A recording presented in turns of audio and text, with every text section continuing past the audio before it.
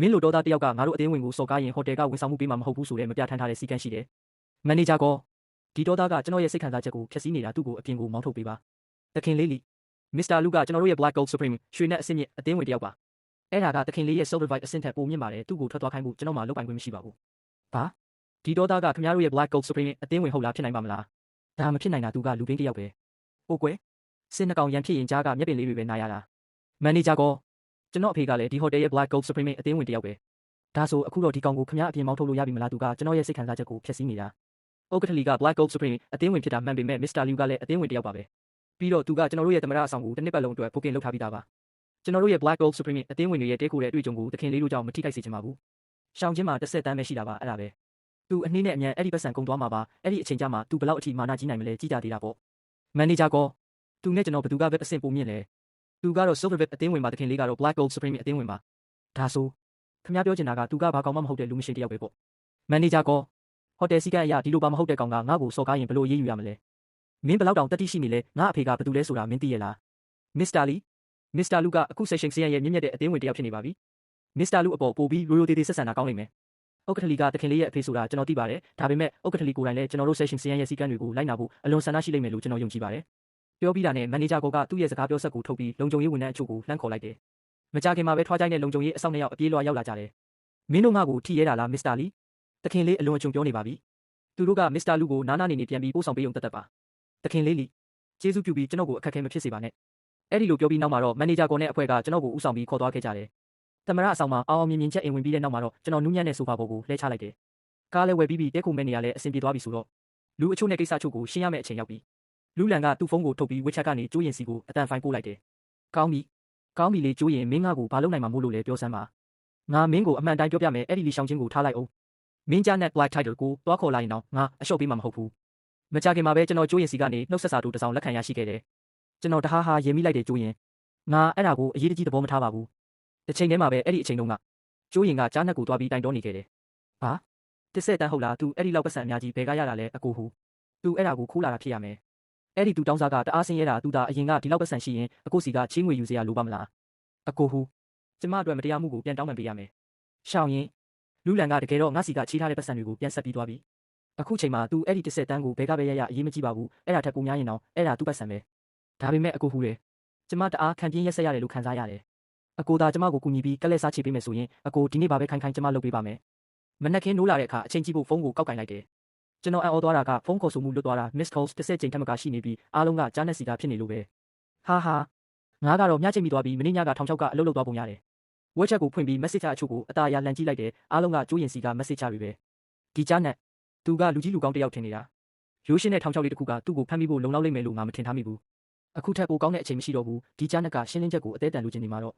ဒါဆိုဒီနေ့ပဲရှင်းကြတာပေါ့ဒီလိုတွေးပြီးလူလန်ကကြားနဲ့စီကိုဖုန်းပြန်ခေါ်လိုက်တယ်ကဲတန်းကြွယ်တထေးကြီးလူလန်ပါလားငါလိုလူမွဲတယောက်စီဖုန်းခေါ်ဖို့ဘယ်လိုများအချိန်ရတာလဲကျွန်တော်ဘယ်လိုလုပ်ပြီးရဲရမလဲခင်ဗျာအကိုဘယ်မှာရှိနေလဲခင်ဗျာကျွန်တော်အခုပဲလာရှာပါမယ်ငါဘယ်မှာလဲဟုတ်လားငါမင်းရဲ့အိမ်ထဲမှာရောက်နေတာမစိုးပါဘူးလူလင်းဒီလိုကြာအေးအိမ်အိုထဲမှာငွေသားတစ်ဆက်တန်းကိုမင်းဝက်ထားရဲတယ်လို့မထင်ထားမိဘူးမင်းတော်တော်တက်တိကောင်းလာတာပဲငါဖုန်းတွေကိုတော့မဖြေတော့ဘူးလားအကိုကျွန်တော်အခုလေးတင်ပတ်စံအချိုးရလာလို့နည်းနည်းလောက်အပျော်ကျူးနေမိတာပါကျွန်တော်အခုအကိုစီလာနေပါပြီကျွန်တော်တို့ပတ်စံကိစ္စကိုရှင်းလို့ရပါတယ်အဲ့ဒါနဲ့ငါမင်းကို10မိနစ်အချိန်ပေးမယ်ငါမင်းကိုမတွေ့ရရင်နောက်ကျတဲ့10မိနစ်တိုင်းအတွက်တက်တန်းဖြတ်မယ်10မိနစ်ကိုတက်တန်းဟုတ်လားဟေ့အဲ့ဒီ10တန်းလုံးကအကိုအတွက်တီးတန့်ပြင်ဆင်ထားတာပါဟေးဟူအကိုအဲ့ဒါကိုစားရတာနင်သွားမှာပဲငါကြောက်မိတယ်ဒီလိုတွေးပြီးလူလင်ကရက်ွက်ဟောင်းတဲ့ကိုကားမောင်းမဝင်ခင်တမင်တကာအချိန်ဆွဲနေခဲ့တယ်ကားပါကင်ထိုးပြီးတဲ့နောက်မှာတော့သူကသူ့ရဲ့အိမ်အိုလေးစီကိုတန်တန်မတ်မတ်ရှောက်သွားခဲ့တယ်သူလမ်းဝင်လိုက်တာနဲ့ဟေးဟူနဲ့ကျိုးရင်တို့ဆိုဖာပေါ်မှာထိုင်နေကြတာကိုတွေ့လိုက်ရတယ်ကဲတန်းကြွယ်တထေးကြီးပြန်လာပြီးပဲရှာရှာပပဧည့်သည်တော်ကြီးပါလားဟီအကိုဟူကျွန်တော်ကိုနောက်ပြောင်မနေပါနဲ့မင်းကဘသူ့ကိုမဲပြုံးပြနေတာလဲမင်းပတ်စံကိုငါယူပြေးမှစိုးရိမ်နေတာလားကဲမင်း45မိနစ်တောင်နောက်ကျသွားတယ်အဲ့ဒါကိုမိနစ်50လို့ပဲလုံးလိုက်ကြဆိုအဲ့ဒါဆို9တန်းဖြစ်သွားပြီမဟုတ်လားဟူစုပေါင်းငွေသား10တန်းပဲရှိတာချက်ချင်းကြီး9တန်းတောင်းနေတယ်ဒီဟေးဟူကဘလို့တတိမျိုးနဲ့တောင်းရတာလဲကျွန်တော်မသိတော့ဘူးကံကောင်းတာကဒီ10တန်းလုံးကဟေးဟူအတွက်တီးတန့်ပြင်ဆင်ထားတာဖြစ်နေလို့ပဲအကိုဟူဒီ9တန်းကိုခဏဖယ်ထားလိုက်ပါဦးအကိုကကျွန်တော်ရဲ့မိန်းမကိုစော်ကားခဲ့တဲ့ကိစ္စကိုပြောကြရအောင်စိတ်ပိုင်းဆိုင်ရာထိခိုက်မှုအတွက်နင့်နာကြီးကတတန်းပြီးတော့အလုပ်ပြက်ကွက်မှုအတွက်နင့်နာကြီးကတတန်းငါမင်းကိုလိန်ညာတောင်းနေတာမဟုတ်ဘူးမလားအကိုဟူမကြီးရင်ကအကိုမိန်းမမှန်ကျွန်တော်သိခဲ့ရင်ကျွန်တော်သူ့ကိုဘယ်တော့မှထိရဲမှာမဟုတ်ပါဘူးဒါကျွန်တော်အဖြစ်တွေပါဒီပတ်စံတွေအားလုံးကနင့်နာကြီးအဖြစ်အကိုအတွက်ပါအကိုဟူနောက်ကျွန်တော်ကိုစောက်ရှောက်ပေးဖို့မျှော်လင့်ပါတယ်ဒါဆိုမင်းငါကိုရိုးရိုးသေးသေးနဲ့ဘယ်လောက်အထိပေးခြင်းလဲဒါကရိုးရိုးသေးသေးပေးတာမဟုတ်ပါဘူးအကိုဟူအကိုကအဲ့ဒီလိုလူမျိုးမဟုတ်ပါဘူး ကျွန်တော်အကိုကိုမိနစ်90တောင်နောက်ကျစေခဲ့တယ်မဟုတ်လားအဲ့ဒါအတွက်အကိုကို9တန်းနစ်နာကြေးပေးတင်တယ်လေပြီးတော့အမကြီးရင်ရဲ့စိတ်ပိုင်းဆိုင်ရာထိခိုက်မှုနဲ့အလုပ်ပြက်ကွက်မှုတွေရှိသေးတယ်အဲ့ဒါက2တန်းထပ်ပေါင်းရမယ်ဒါကြောင့်စုစုပေါင်းကျွန်တော်အကိုကို9တန်းနစ်နာကြေးပေးပါမယ်ဟာမင်းကတကယ်စကားပြောတတ်တဲ့ကောင်လေးပဲအသေးလေးမင်းဘယ်လိုထင်လဲမကောင်းသေးဘူးပတ်စံပေးရုံတင်မကပဲရှင်ကျမရှိမှဒူးထောက်ပြီးတောင်းပန်ရမယ်မဟုတ်ရင်အကိုဟူကိုရှင်ရဲ့ဒူးစစ်တွေကိုရိုက်ခွဲခိုင်းရလိမ့်မယ်ဒီမိမကတကယ်ကိုရက်ဆက်တာပဲဟေးဟူကတော့ပတ်စံပဲမှတ်တာဒီမိမကတော့အသက်ကိုရန်ရှာချင်နေတာဒါပေါ့ဟေးဟူကလည်းပတ်စံကိုမလောက်ဘူးလို့ထင်နေတာဒါကြောင့်သူကကျိုးရင်ပြောတဲ့စကားကိုချက်ချင်းထောက်ခံလိုက်တယ်ပြီးတော့ဆက်ပြောတယ်မင်းရဲ့အကိုကြီးကမင်းကိုမဆောက်ရှောက်ဘူးလို့အပြစ်မတင်တဲ့ညီကိုတွေကတက္ကနာမိမတွေကတက္ကနာပဲပြီးတော့အကိုကြီးကငါရဲ့အဖိုးတန်အသေးလေးမတရခံရတာကိုမကြည့်ရဘူးငါ9တန်းကိုယူမယ်ဒါပေမဲ့ဒီနေ့မင်းငါရဲ့အချစ်တော်လေးရှိမှဒူးထောက်ပြီးတောင်းပန်ရမယ်လီယူလင်ဒါကိုကြားပြီးနောက်မှာတော့သူ့ရဲ့မျက်နှာအမူအရာကချက်ချင်းပြတ်သွားခဲ့တယ်ဒါပေမဲ့သူကအတင်းအောင်ပြုံးပြီးပြောလိုက်တယ်အကိုဟူယောက်ျားတစ်ယောက်ရဲ့ဒူးဟာရွှေထက်တန်ဖို့ရှိပါတယ်ကျွန်တော်ဒူးမထောက်လို့မရဘူးလားလီယူလင်မင်းမပြောဖို့စူးစမ်းနေတာလဲငါမင်းကိုအခွင့်အရေးပေးနေတာကိုမင်းကတန်ဖို့မထားတတ်ဘူးဟုတ်လားဒီနေ့မင်းဒူးထောက်မလားဒါမှမဟုတ်ငါမင်းရဲ့ဒူးစစ်တွေကိုရိုက်ခွဲရမလားအကိုဟူအမကြီးရင်ကျွန်တော်ကိုလူပေးတစ်ယောက်လိုပဲသတ်မှတ်ပေးကြပါကျွန်တော်ရဲ့ယူသားမှုကိုပြသတဲ့အနေနဲ့ဒီ30တန်းထဲကနေတသိန်းပဲကျွန်တော်ယူပါမယ်ကျန်တာတွေကိုအမကြီးရင်အတွက်နစ်နာကြေးဖြစ်ပေးပါမယ်ကျေးဇူးပြုပြီးခင်ဗျားတို့နှစ်ယောက်လုံးကျွန်တော်ကိုလွှတ်ပေးလို့ရမလားခင်ဗျာမင်းပြောချင်တာကကျန်တဲ့3တန်းလုံးကငါဟာဖြစ်သွားပြီပေါ့ဟုတ်ပါတယ်အမကြီးရင်ကျေးဇူးပြုပြီးစိတ်တဘောထားကြီးထားပြီးကျွန်တော်ရဲ့မိုင်မဲမှုကိုခွင့်လွှတ်ပေးပါပတ်စံအားလုံးကိုယူနိုင်ပါတယ်ကျွန်တော်ကတော့တသိန်းပဲယူပြီးကိုယ့်ဘာသာကိုနေမဲ့နေရရှာပြီးတာမန်ဘဝပဲထက်တမ်းပါတော့မယ်ရမလားခင်ဗျာဟွန်းသူတောင်းစားကောင်းပြီမင်းဘာကကောင်းလဲဆိုတာသိတာပဲငါတို့ဒီပတ်စံကိုယူသွားမယ်မင်းကိုနောက်တစ်ခါထပ်မတွေ့ချင်ဘူးမင်းကလိမ္မာတဲ့ကောင်လေးပဲမင်းပတ်စံကုန်သွားရင်မင်းရဲ့အကိုကြီးစီလာခဲ့ငါမင်းကိုအတိုးနှုံးအသက်တာဆုံးပေးမှတေချာတယ်သိတယ်မလားဟုတ်ကဲ့ကျေးဇူးတင်ပါတယ်အကိုဟူကျေးဇူးတင်ပါတယ်အမကြီးရင်အဲ့ဒီနောက်မှာတော့သူတို့နှစ်ယောက်လုံးပတ်စံတွေအပြည့်ထည့်ထားတဲ့ခရီးဆောင်အိတ်ကိုယူပြီးထွက်သွားခဲ့ကြတယ်လူလင်ကပြုံးပြီးအဲ့ဒီလူကြီးစားနှစ်ယောက်ကိုလက်ဝဲရန်နှုတ်ဆက်လိုက်တယ်